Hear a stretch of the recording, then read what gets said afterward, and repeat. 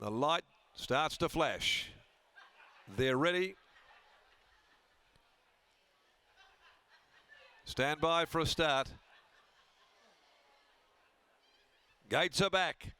Often racing, Eccentric Nature missed it by a length or so, getting right out the back soon after Bonjoy. She only had one behind her getting going. Elite Missile Avoidance was the first of them to leave. Fast Flicker had jumped away quickly, and Multinational charging forward as well soon after with Red Sun Sensation. They're burning the turf early. Behind those then settling down, running fifth, Wind in the Line, Sensational. A length and a half away then came Demolish.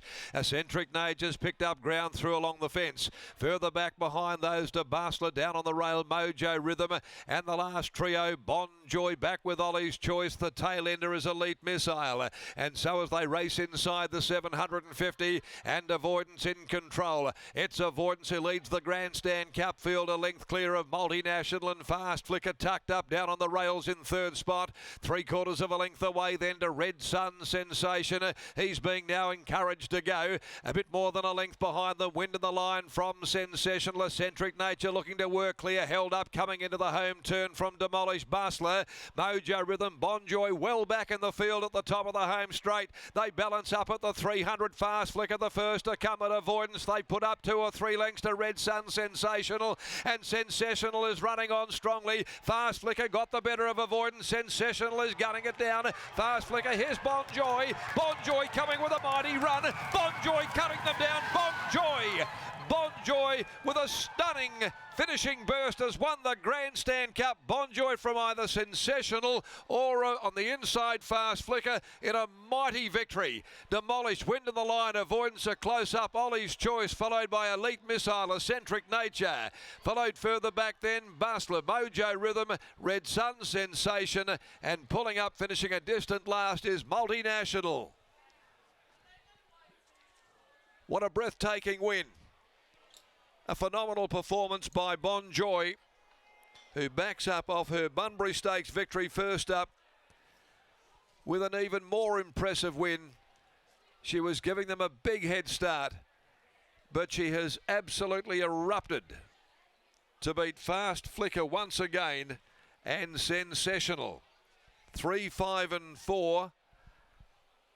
3, 5 and 4 with 9. Elite Missile getting home into fourth placing in front of Demolish. The time's 1:29.04, and she has got there with the momentum. The final real flurry by half a length, with a half head splitting second and third, and they've finished off in 35.22.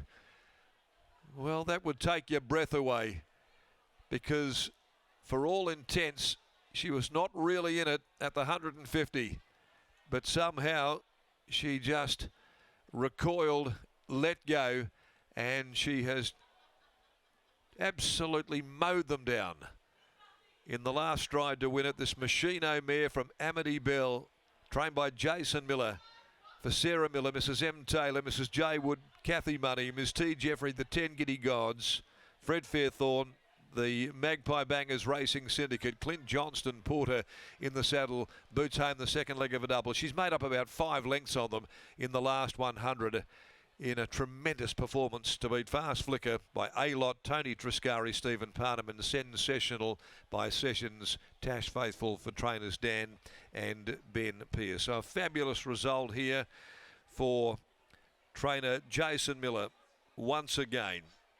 He has been able to bring this mare on again, and having won a Bunbury Stakes first up, takes a Grandstand Cup, and she's right back in the zone. Last event, take out 5 Zing to win, 10 Great Emotion. Let's go to Lockie down in the yard there. What about that, Lockie? That was something else. That was a Burnborough-like finishing run.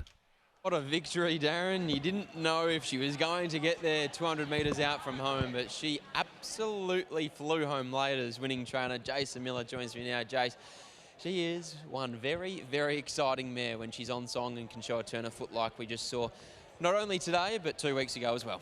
Yeah, look, she's, like I said, it's been a lot of coverage. She had that twinkle in her eye. No, she's just, last prep, she just things weren't adding up, and you know she had feet and look, that's why I was heading her towards the railway and them kind of races, because I think she's a genuine Group 1 horse on her day. But nothing went right, and we give her a little freshen up, and she's just turned the corner. Heart rates have dropped, happier in herself, and yeah, just a happy horse. So. Sorry, I've got a bug in my eye. Bad timing, isn't it? Can you put last campaign down to anything in particular that can then help you for later this year? Because from what we've seen here this afternoon, she has to be on a railway stakes path later this year again. Yeah, look, she hasn't got the best feet, and then I was having feet trouble, muscle trouble, and it was just, when you're trying to patch up one problem, it's okay, but when you start getting 2 or 3, it starts adding up, and she just, I suppose, if she wasn't right, and she probably wasn't, she wasn't running bad races, she wasn't far off them, but she just probably wasn't as happy as what she is now in herself. 2 runs, 2 wins this campaign. What's on the horizons for her for the remainder of the year?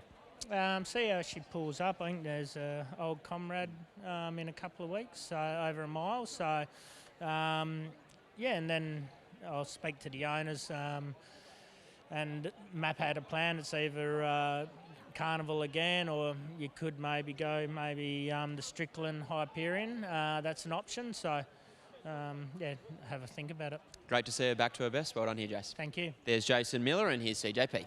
Thanks, Lockie. Clint, what do you say about a mare like this? She's remarkable, and off that win last start at Bunbury, who would have thought the sequel could be just as good as the original? Yeah, definitely. Look, it's always special riding winners for Skinny and Miss Money and all the rest of the owners in it. They always supported me.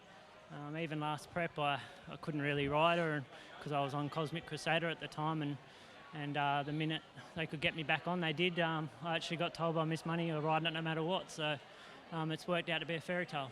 Perhaps where we maybe see her at her best. It looked as though once again she was set an impossible task with where you found yourself in running at the top of the straight, but she's just got this unbelievable will to win, and she's able to get herself out of it. Yeah, definitely. Look, I felt like it was an impossible spot, but I felt like that on her before, so it comes down to having faith in her, like knowing that she's going to get you out of a sticky situation, and her turn of foot is supreme. There's probably not many horses that match it. Have you always retained that faith in her, Clint, given, as we touched upon, she probably wasn't at her best over the course of the Carnival? I know you weren't with her at the time. She seems to have been able to recapture it recently. Yeah, definitely. Look, yeah, I know campaign last prep didn't really work out, but look, you know Skinny's going to bring him to the races at top tip performance and shape, and look, as we've seen her first up show up, like, unbelievable. I'll let you go enjoy the win, Clint. Congratulations. Thank you. The sequel would be just as good as the original. There's Anthony Hudson catching up with Clint Johnston Porter after the win of Bonjoy. She takes out the Grandstand Cup for trainer Jason Miller. What a win that was.